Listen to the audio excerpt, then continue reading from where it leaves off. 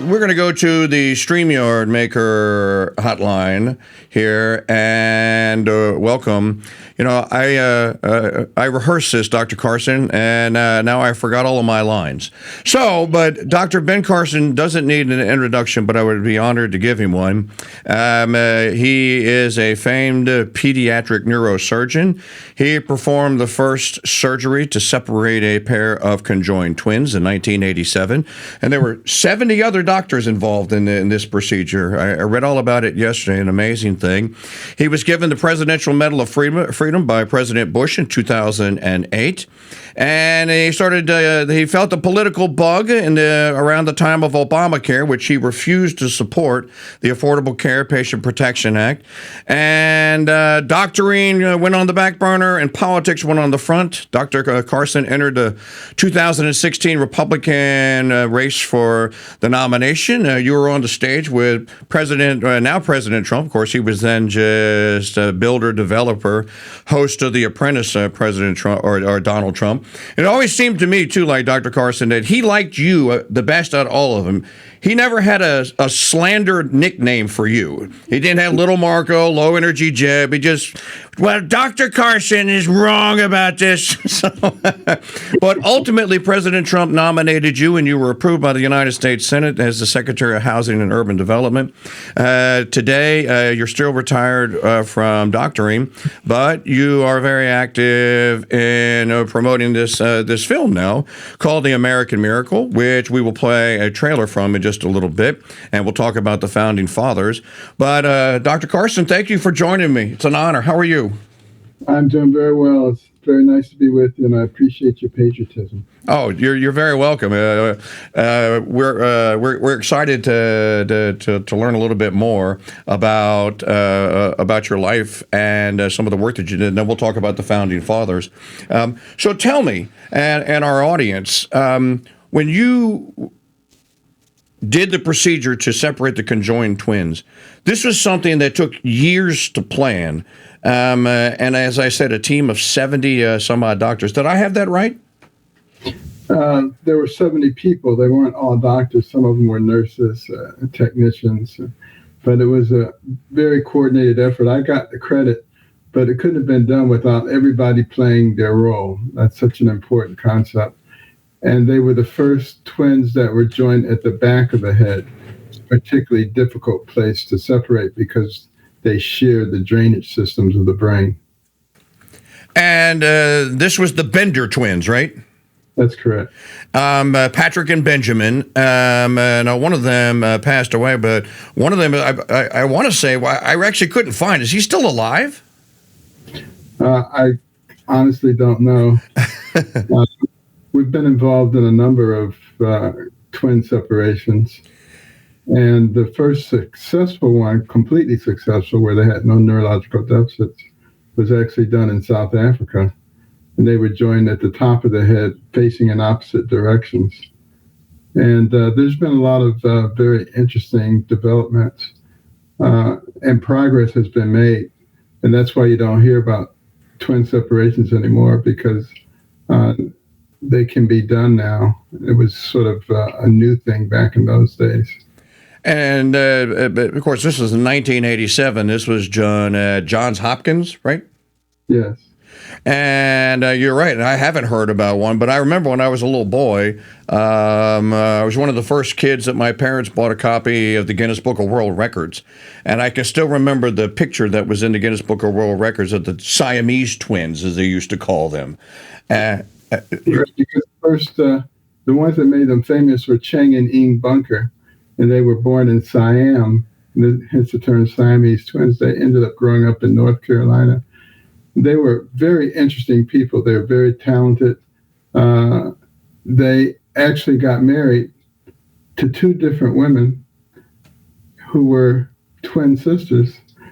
And between them, they had 21 children, so they were pretty creative fellows too. So they were very successful as being joined. They were joined at the ribs, right? Yeah, and they shared the liver. It's one of the miracles of life, the fact that you can actually gestate in the womb and be connected like that and actually get out. and that they actually are born is just one of the great mysteries of life. Dr. Carson, I did some work as a fundraiser for a charity here in the New Orleans area called the Hogs for the Cause, and they raised money for pediatric brain cancers. Just to give grants out to families that had children suffering them. And I learned a lot about the suffering part of it, and that there are some that there's just nothing you can do about. Has there been, since you began as a pediatric neurosurgeon, can you just talk a little bit about some of the progress that has been made in treating pediatric diseases of the brain? Oh, there's been a lot of progress made. First of all, great progress in imaging, surgical progress, much less invasive procedures are being done, radiation, chemotherapy, immunotherapy, combination therapies. Some diseases that used to be death sentences have 50-75% survival rates now. And we're continuing to make progress. I think in the long run, it'll be the immunotherapy that really makes the difference, ramping up the immune system so that it actually is able to destroy the cancers without surgical intervention. So all of these things are progressing in the right manner. And as the medicine progresses and as the treatments progress, obviously, then the survival rates, as you said, are going up.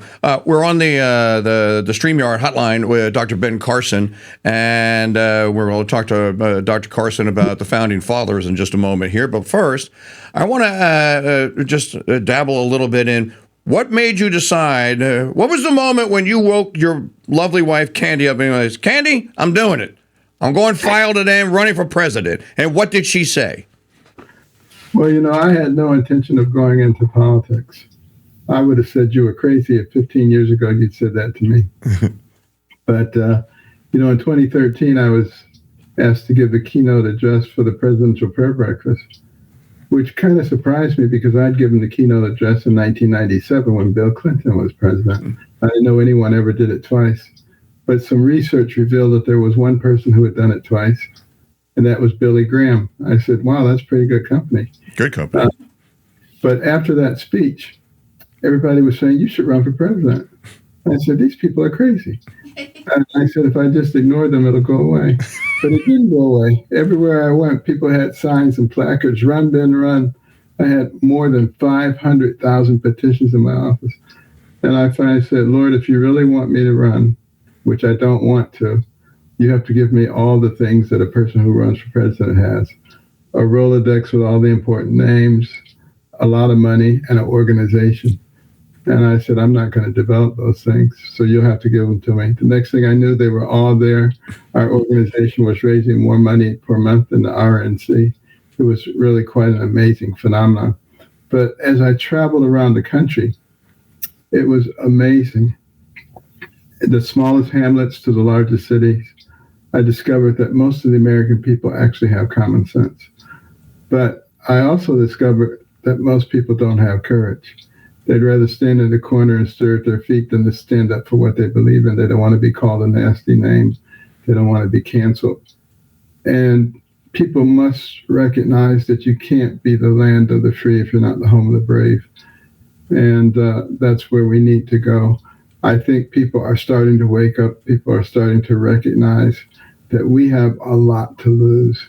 This is an amazing country.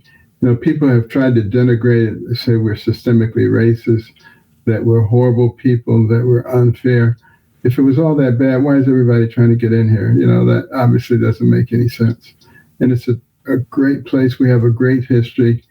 And, we teach history through our Little Patriots Learning program, part of American Cornerstone Institute. The good, the bad, and the ugly. But the fact of the matter is there's a lot more good than there is bad and ugly. And that's what we need to teach our young people.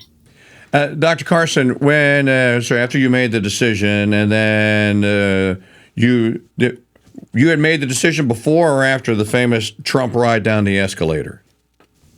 I joined the fray 1 month before Trump did. Okay. Did you know Donald Trump before you met him on a debate stage? Yes. I met him at Mar-a-Lago, and we were having a great conversation. And he was so nice, and he was looking out for my mother who was with me. And someone came over and said, Mr. Trump, Rod Stewart just came in. And he said, I don't care, this is Ben Carson. I've heard that story before. Somebody, I think J.D. Vance told that story. I don't care, I'm with Ben Carson. J.D. told a joke, I don't know if you heard it yesterday, that he was in the president's office and he was on the phone with a foreign leader, and he muted the phone. He goes, J.D., it's not going so well. It's not going well. And he hit the red button. And then J.D. Vance goes, what's that? What's the red button? He goes, nuclear. And of course, 2 minutes later, a guy shows up with the Diet Coke, and he goes, I was kidding. It was not nuclear. It was just a Diet Coke button.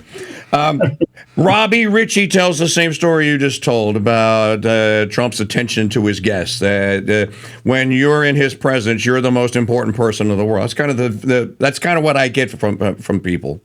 And I've seen him, with just ordinary people. We were walking around Mar-a-Lago one time. We come up on a bunch of the workers, and he's complimenting them on the great job they're doing. Pulls out a big wad of $50 bills, starts handing them out, says, go buy your wife something nice. Now, Dr. Carson, you mentioned the Patriot Foundation that you were talking about teaching American history. You don't know this you don't know me from Adam, but if you do go to the Student Action Conference, I'll get it to Aubrey. I'll make sure I get you a copy of my movies that I've made, The Road to Independence and The Spirit of 76, about the founding generation and about what they did. So you and I share a common bond there of a love of studying American history, and that comes from when I was a little boy. When I grew up in Virginia Beach, Virginia, we had to learn Virginia history before we learned anything else. And the Old Dominion was home to 5 of the first 6 presidents, so I was steeped in it as a kid. And I think it's important. If you teach young people, you teach children American history, and most of the good and the bad and some of the ugly, but mostly the good. You teach them the good, they grow up and they want to learn it, and maybe if they're like me, they have a respect for it. No, it's critical, and in fact, what Marxists do is they exclude people from history, or they distort history, and that's how they manipulate people. It was Vladimir Lenin who said, giving your children to teach for 4 years, and the seed that I sow will never be uprooted. They like to get in there and plant their version of what's going on. And we're seeing the fruit of that in some of our universities now. These young people who are saying from the river to the sea, who are supporting, Hamas and terrorist organizations, they have no idea what they're talking about.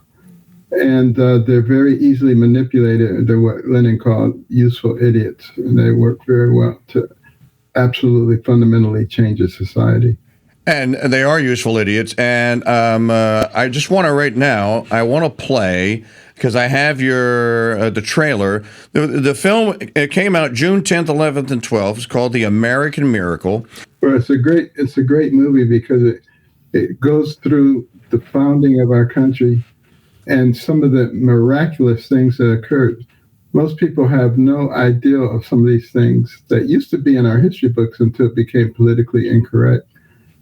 Stories like the Bulletproof Washington, where he was a courier for General Braddock during the French and Indian War. All the other couriers were killed. He had 2 horses shot from beneath them, had 4 bullet holes in his overcoat, bullet fragments in his hair, but no flesh wounds. Those are incredible stories.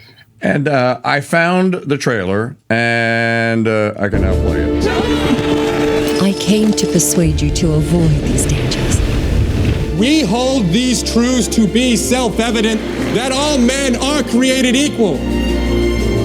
If our union is to hold together, something must be done. He will become founder of a mighty empire. The fate of unborn millions now depends under God. upon the conduct and courage of this army. Various founders talked about this providential experiment that God had ordained and intervened at this unique moment in American history to make all of this happen. Most of them believed that there were no accidents in history. That hope for liberty was the light that under God, He would lead them. All eyes are open or opening to the rights of man. Am I all mankind? We have been assured, sir, in the sacred writings, that except the Lord build the house, they labor in vain that build it. It cannot be denied that with America and in America, a new era commences in human affairs. America is something that I hold in my heart.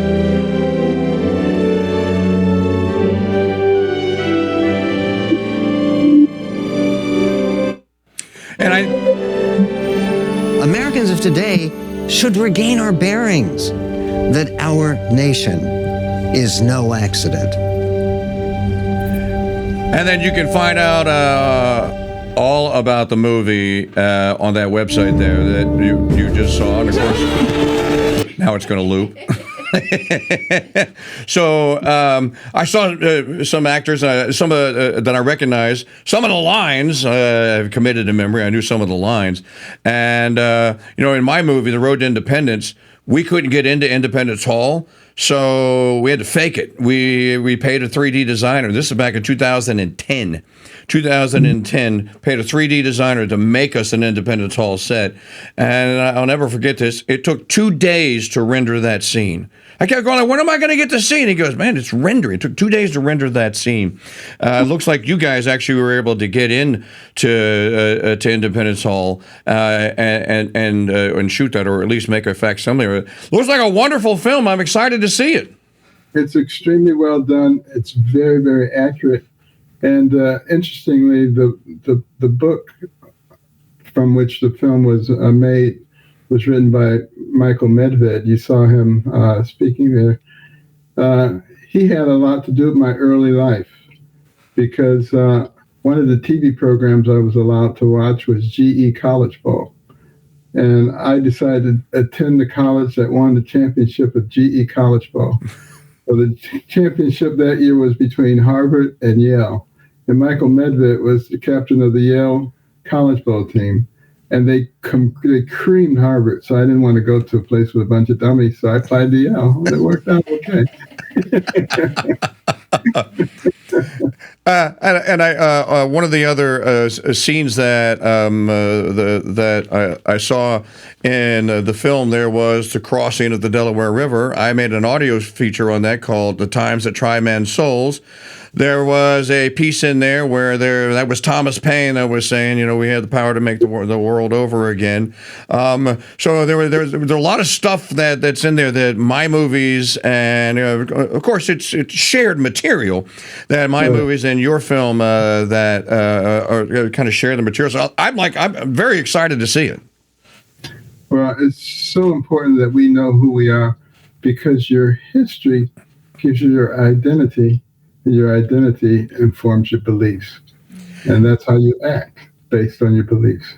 And Dr. Carson, I don't know if you were in on, if you got to watch any of the filming, but I did go to Mount Vernon, and I still have a wonderful relationship with the Mount Vernon Ladies Association, one of the greatest associations in all the United States. These women are wonderful. They run that place, and they keep it up. And I just wrote a letter to the lady. It's back on letter writing, and she wrote me back, and she said, "Well, Mr. Church, you have to do this, this, and this," and I did that, and that, and that. And one day my phone rang, and it was her, and she called me, and she goes, "You're approved." And I said, "Really?" And she said, "Yeah, you can come and shoot, film, whatever you want. If you need the interiors, we'll have to schedule that. But if you're just going to be walking around the outside, that's fine." And we did almost all exteriors for our little movie. And then I saw Mount Vernon in your film, and it just made me think of it. What a great place what a treasure that is. It's a wonderful place. And actually, on September the 20th of this year, we'll be having our Founders Dinner for American Cornerstone at Mount Vernon. And I'll let you get back to your busy schedule. So a final question. I thought that it was so appropriate. During the first term, I was a 51% Trump guy. I think this term I'm probably about 71%. But I still love, and I tell people, I don't just like President Trump. I love President Trump. All right, that's the kind of guy you die for. But the first thing he did on November the 6th, 2024, and I want people to remember this, and it's still at the mast, it's my pinned article on my Twitter feed, and he had this prepared as he announced that we're going to have a 250th birthday party for America, unlike any 250th birthday party ever. And he, it's a 2.5 minute long movie, and I still have it pinned on my, like I said, on my x.com. You're going to be involved. Are there any events that you will be participating in that you know of for the 250th? We will be involved, and we're actually doing a feature-length cartoon. We have something called Star Spangled Adventures, in which we take vignettes of American history, and they're very interesting. Kids absolutely love them, and we're doing a whole feature-length movie to celebrate the 250th. And I believe that the big celebration will be at Rushmore. I want to say that he alluded to it in the message from November the 6th. But and I know they have a commission that they've put together for it. Right. All of it's still in the process of being put together, but it's going to be incredible. And I'm looking forward to it. Well, Dr. Carson, it was will you be attending the Student Action Conference? I haven't looked at my schedule far enough in advance. Well, if you are, I look forward to meeting you in person. And honor. And I want to thank you for your time, as always. I don't like him very much, but I'll just abuse his quote. You're a great American. So thank you, Dr. Carson, Dr. Ben Carson, for being on the Mike Church Show here today. And we hope to see you soon. I wish you, of course, and pray for your continued good health. And God bless you. Thank you. Take care now. You're very welcome. Thank you.